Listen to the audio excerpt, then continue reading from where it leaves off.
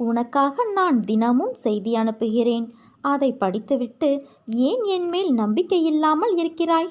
என்மேல் நீ நம்பிக்கை வைக்க மாட்டாயா? சொல் தங்கமே.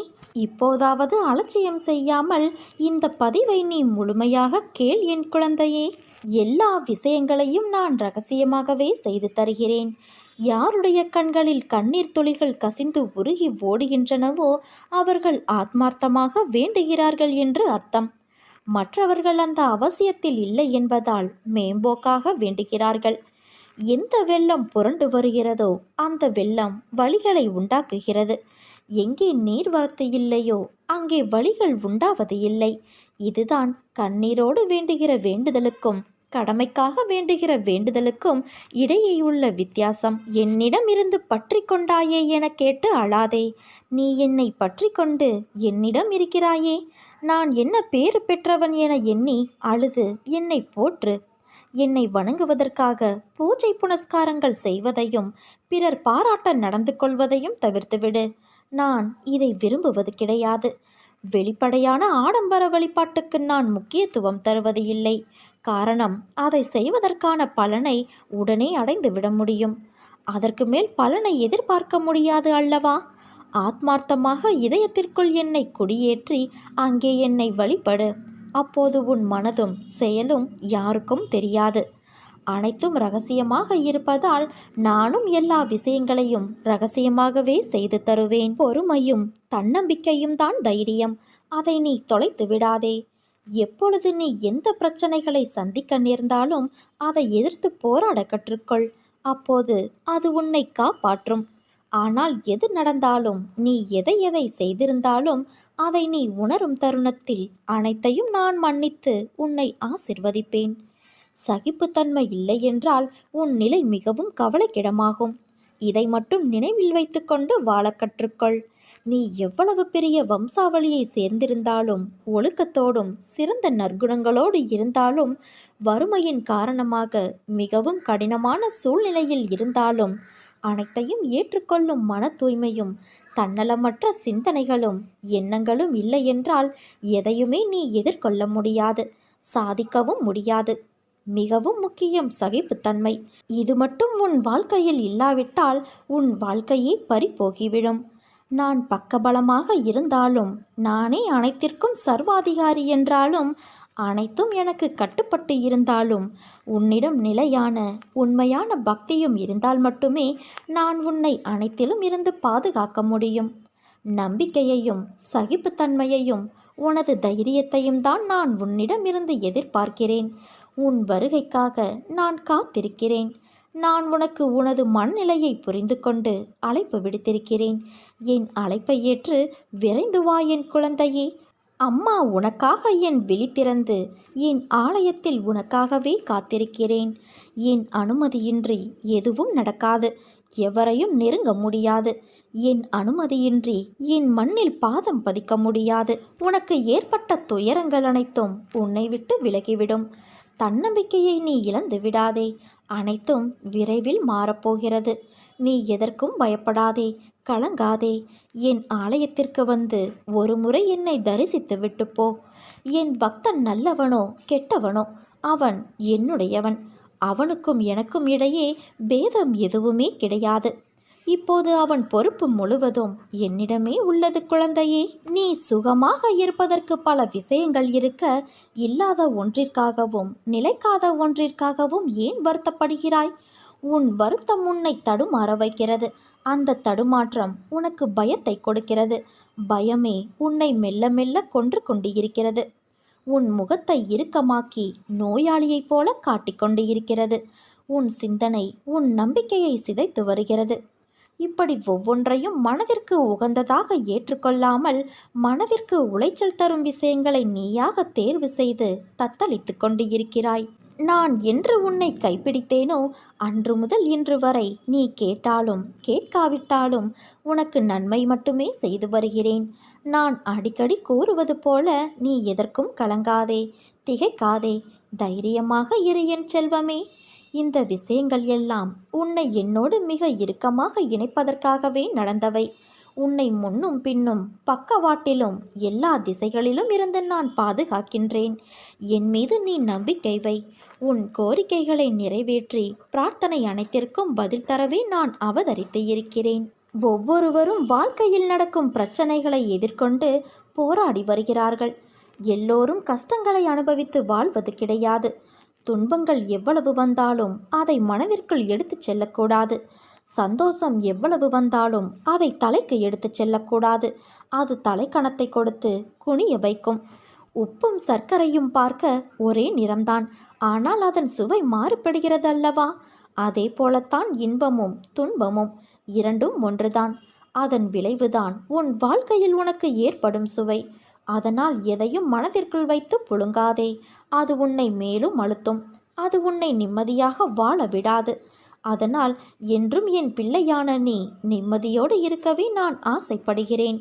நிச்சயம் நல்ல வாழ்க்கையை உனக்கு அமைத்து கொடுப்பேன் குழந்தையே. உன் எதிர்காலம் பொற்காலமாக அமையும். உன்னை என் அன்பு குழந்தைகளில் ஒருவனாக ஏற்றுக்கொண்டேன். நான் என்ன செய்தாலும் அது உன் நன்மைக்கு மட்டுமே என்பதை நீ நினைவில் வைத்துக்கொள். எதை எப்பொழுது செய்து தர வேண்டுமோ அப்பொழுது நான் அதை கண்டிப்பாக உனக்கு நிறைவேற்றி தருவேன்.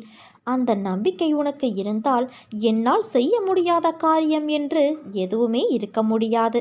வாழும் நாட்கள் எப்படி இருக்க வேண்டும் என்று நீ என்றைக்காவது யோசித்து இருக்கிறாயா? அப்படி நீ யோசிக்க ஆரம்பித்தால் உன் வாழ்க்கையில் வெறுப்பையும் வெறுமையையும் உணர்ந்திருக்க மாட்டாயே. வாழ்க்கையில் நினைத்தது எல்லாம் கிடைத்துவிட்டால் உன் வாழ்க்கையின் சுவை எப்படி இருக்கும் என்று யோசித்துப்பார். நீ நினைப்பவையெல்லாம் நல்லதும் இருக்கும், கெட்டதும் இருக்கும். அவைகள் எல்லாம் உன் வசம் கிடைத்தால் நீ திருப்தி அடைவாய். ஆனால் உன்னை சுற்றி உள்ளவர்களுக்கு அது பாதகமாக இருக்கும் என்ற யோசனையே உனக்கு வராது. நீ என்று உன் விருப்பங்கள், உன் கனவு, உன் ஆசை, உன் லட்சியம் என்று வாழ்ந்தால் சுயநலமாய் நீ மட்டும்தான் உன் வாழ்க்கையில் ஒத்தையாக இருப்பாய், ஓசையில்லாத இசைக்கருவி போல. முதலில் ஏன் இப்படி என்னை படைத்துள்ளீர்கள் என்று என்னிடம் நீ முறையிடுவதை நிறுத்து. உன்னிடம் நிறைய திறமைகள் உள்ளது, ஆனால் அதை செயல்படுத்த தெரியவில்லை. வாழ்க்கையில் உள்ள கஷ்டம் என்ற ஒன்றையே நினைத்து அதில் தேங்கி நின்று முன்னேறாமல் சோம்பேறியாக இருந்தால் வாழ்க்கையில் நீ நின்று கொண்டேதான் இருப்பாய். நேரங்களும் நிமிடங்களும் போய்கொண்டேதான் இருக்கும். வாழ்க்கையில் முதலில் உனக்கு எது தேவையுள்ளது, எது தேவையில்லாதது என்று பட்டியலிடு. தேவையுள்ளவற்றை முன்னே நிறுத்து. அதற்கான முக்கியத்துவத்தை கொடு. அதற்காக உழைத்து போராடு. நிச்சயம் எல்லா விஷயத்திலும் நீ முக்கியமாக திகழ்வாய். உன்னோடுதான் உன் அன்னையான நான் இருக்கிறேனே. என் பரிபூரண அருளும் அன்பும் பெற்ற என் செல்ல குழந்தையல்லவா நீ. நீ ஜெயமாக நன்றாக எல்லா செல்வ வளங்களையும் பெற்று சீரும் சிறப்புமாய் நல்ல பெயரோடு சுபிட்சமாக வாழப்போகிறாய். நிலையற்ற ஒரு வருமானத்தில் நடத்தக்கூடிய வாழ்க்கையில் உனக்கு இருக்கும் அச்சத்தால் ஒரு நிலையான வருமானமோ அல்லது கூடுதலான வருமானமோ கிடைத்தால் உனக்கு உதவியாக இருக்கும் என்று நினைத்து நீ சில முயற்சிகளை எடுக்கின்றாய். அது நிச்சயம் வெற்றியை தரும். நீ கேட்ட பணம் உன் கைகளில் வந்து சேரும். உன்னுடைய நேர்மறையான முயற்சிகள் நிச்சயம் வெற்றி தரும் குழந்தையே. நிறை செல்வம் பெற்று நீ வாழ நான் உன்னை ஆசிர்வதிக்கின்றேன். ஆனால் நீயாக முயற்சி செய்யாதே. மற்றவர்களின் ஒத்துழைப்போடு உன் வேலை முடிந்துவிடும். உனக்கு புகழும் கிட்டும். தர்மம் நிலைகுலைந்து அதர்மம் நியாயம் செய்கின்ற கலிகாலத்தில் நாம் வாழ்கின்றோம். இப்போது நாம் பார்க்கும் எந்த இடத்திலும் நியாயத்திற்கும் நேர்மைக்கும் உண்மையான உழைப்பிற்கும் உகந்த பலன் கிடைக்காத சூழல் நிலவுகிறது. நேர்மையாக வாழ்பவர்கள் அலைக்கழிக்கப்படுகிறார்கள். ஏமாற்றுகிறவர்கள், பொய் பேசுவதை அன்றாட தொழிலாக வைத்திருப்பவர்கள், பிறர் சொத்தை அபகரிப்பவர்கள், இப்படி பலரும் சீரும் சிறப்பாக வாழ்கின்றார்கள். நிலை தவறுகிறவர்கள் தங்கள் வாழ்வில் நடக்கின்ற ஒவ்வொரு நிகழ்விற்கும் ஜோதிடம், அருள்வாக்கு என சதா அலைந்து கொண்டு இருக்கிறார்கள். இதனால் அவர்களின் பிள்ளைகளுடைய வாழ்க்கை கெட்டு விடுகிறது. இறைவனை நம்பும் மக்களும் நல்லவர்களும் கெட்டு போகக்கூடாது. கடனிலும் கஷ்டத்திலும் சிக்கி அல்லல் படக்கூடாது. பொய் பேசுபவர்களின் பேச்சை இனியும் நம்பி ஏமாறக்கூடாது என்ற நோக்கத்தில் நான் நல்லவர்களையும் கருணை மனம் உள்ளவர்களையும் மட்டும் தேடி பிடிக்கின்றேன். அப்படித்தான் நான் உன்னையும் கண்டுபிடித்தேன். சிட்டுக்குருவியின் காலில் நூலை கட்டி இழுப்பதைப் போல என்னிடம் நான் தான் உன்னை வரவழைத்தேன். நானே எல்லா நிகழ்வுகளுக்கும் காரணகர்த்தா ஆகும்போது தேவையற்ற முயற்சி, அலைச்சல், குழப்பம் வேண்டாம். நான் அனைத்திலும் இருந்து உன்னை காப்பாற்றி விடுவேன். உனக்கு விடுதலையும் கொடுத்து விடுவேன். நல்லது ஒன்றை அடைய வேண்டும் என்ற சிரத்தை ஒருவனுக்கு இருந்தாலே அவனிடம் இறைவன் குடிகொண்டுள்ளான் என்றே பொருள். இல்லையென்றால் அவனுக்கு மேற்கொண்டு என்ன செய்ய வேண்டும் என்பது கூட தோன்றாது இருக்கலாம். அதனால் நாம் செய்யும் ஒவ்வொரு செயலின் பின்னணியிலும் இறைவன் இருக்கிறார் என்று நம்புபவனுக்கே பிரபஞ்சமும் அதன் இயக்கங்களும் ஒவ்வொன்றாக புரிய வரும். அது மட்டுமல்லாது அண்டத்தில் உள்ளதுதான் பிண்டமாகிய நம்முள்ளும் இருக்கிறது என்ற இறுதி உண்மையும் தெரிய வரும். செய்யும் தொழிலே தெய்வம் என்று செயல்புரிபவனுக்கு தொன்று தொட்டு விளங்கும் அறியாமை என்னும் இருளை போக்கி ஞானத்தை நான் வலிய வந்து தந்திடுவேன் என்று நான் அறிவுறுத்தியிருக்கிறேன். அந்த ஞானம் அடைந்தவனுக்கு வேறு எந்த பாதையிலும் செல்வதற்கு தோன்றாது. உன் கோரிக்கைகள் நிறைவேறாத விஷயத்திலும் கூட நான் தாயை போன்றவள். கோபித்து உட்கார்ந்தால் தாய் தாளாட்டி உணவூட்டுகிறாள். நானும் அப்படியே. இதே போன்று நீ என்னை அறிய முடிந்தால் என் மீது உன் நம்பிக்கை குறையாது. நல்லது என்றும் குழப்பத்தை ஏற்படுத்தாது. தீயது உன்னை நெருங்கினால் உன்னால் ஏற்க முடியாமல் குழப்பம் வரும். இதை விழிப்புணர்வோடு கவனித்தால் தீயவை நெருங்காமல் உன்னை பாதுகாத்து கொள்ளலாம். அனைத்திலும் விழிப்புணர்வு முக்கியம். இந்த விழிப்புணர்வை தருவதுதான் இறையாற்றல். புகழை பொருட்படுத்தாதே. ஆனால் புகழ் பெறுவதற்கு தகுதியுடையவராக உன்னை உருவாக்கிக்கொள். ஆறறிவின் அற்புத ஆற்றலை 6 அடி செல்லும் வரை புரிந்து கொள்ள இயலவில்லை. ஒரு விஷயம் நல்லதா கெட்டதா என்று சந்தேகம் வந்தாலே அது கெட்டதுதான் என்று தாராளமாக முடிவு எடு. நல்லது எப்போதும் குழப்பத்தை உண்டாக்காது. இயற்கையோடு ஒன்றி வாழ்ந்த காலம் மாறி செயற்கையாக மனிதர்கள் திருப்திப்படுவதாக நினைத்து தங்களை தாங்களே ஏமாற்றிக் கொள்கிறார்கள். வாழ்க்கையில் பணத்தை தேடிக்கொண்டே இருக்காதே. கிடைத்ததை அனுபவிக்கவும் நேரம் ஒதுக்கு. நமக்கு நாமே சில நிபந்தனைகளை வைத்துக் கொள்கின்றோம். நிபந்தனையற்ற வாழ்வே சிக்கல்களிலிருந்து விடுபடுவதற்கு ஒரே வழியாகும். காரணமே இல்லாமல் கடும் கோபம் கொண்ட போதும் அருகில் வந்து அமைதியாக கரம் பற்றி அன்போடு அரவணைத்து ஆதரவாக ஆறுதல் கூறும் அழகான நட்பு கிடைப்பது கடினம். கிடைத்தால் அதை ஒருபோதும் இழந்து விடாதே. சந்தோஷமாக இருந்தாலும் சோகமாக இருந்தாலும் நம்மை பக்குவப்பட வைப்பது நம் மனம்தான். நம் மனமே நமக்கு சிறந்த ஆசிரியர். என் தங்கமே, நீ யார் என்று மற்றவர்களுக்கு தெரிய வேண்டும் என்று வாழாதே. இந்த உலகில் நீ யார், உன் கடமை என்ன என்ற எண்ணத்தோடு வாழ பழகிக்கொள். தனிமையை தவிர்த்து விடு. மனம் விட்டு பேசு. உறவுகளிடம் அனுசரணையாக நடந்து கொள். அவமானத்தை பொருட்படுத்தாது அடுத்த கட்டத்திற்கான உந்து சக்தியாக மாற்ற முயற்சி செய். துயரத்தை நினைத்து வருந்தாது அதை மாற்றத்திற்கான மருந்தாக எடுத்துக்கொள். மன அழுத்தம் வராமல் நீ பார்த்துக்கொள் என் குழந்தையே. ஏன் பயப்படுகிறாய்? தைரியமாக இரு. என்னை விரும்பி என்னையே நம்பி இருக்கும் பக்தர்களின் மீது எப்போதும் என் கவனமும் கண்காணிப்பும் இருந்து கொண்டே இருக்கும். அச்சத்தை தவிர்த்துவிடு. நீண்ட நாட்களாக தடைப்பட்டு கொண்டிருந்த ஒரு காரியம் முடிவுக்கு வரும். அது நடந்தேறுவதற்கான வாய்ப்புகள் உள்ளது குழந்தையே. அதன் பிறகு ஒரு புத்துணர்வு உனக்குள் உண்டாகும். உன்னுடைய அடுத்தடுத்த திட்டங்களை நீ திட்டமிட்டபடி நிறைவேற்றுவாய். நீ கேட்ட படிப்படியான வளர்ச்சியை காண்பாய். நேர்மறை எண்ணத்தோடு நீ முயற்சி செய்யும் போது இன்னும் நல்ல மாற்றங்கள் ஏற்படும் என் குழந்தையே. வாழ்க்கையில் சிலர் உன் மனதிற்கு மகிழ்ச்சியான நினைவுகளாய் இருப்பார்கள். சிலர் உன் மனதிற்கு பாடம் புகட்டி அனுபவம் என்ற நினைவுகளை பரிசளித்திருப்பார்கள். அவர்கள் உன்னை காயப்படுத்தினார்கள், உனக்கு துரோகம் செய்தார்கள், உனக்கு கஷ்டத்தை கொடுக்கிறார்கள் என்ற சூழ்நிலைக்கு நீ தள்ளப்பட்டால் அமைதியாக இரு. உன்மேல் படர்ந்துள்ள கர்மா என்ற தூசியை அவர்கள் துடைத்து எடுக்கிறார்கள்.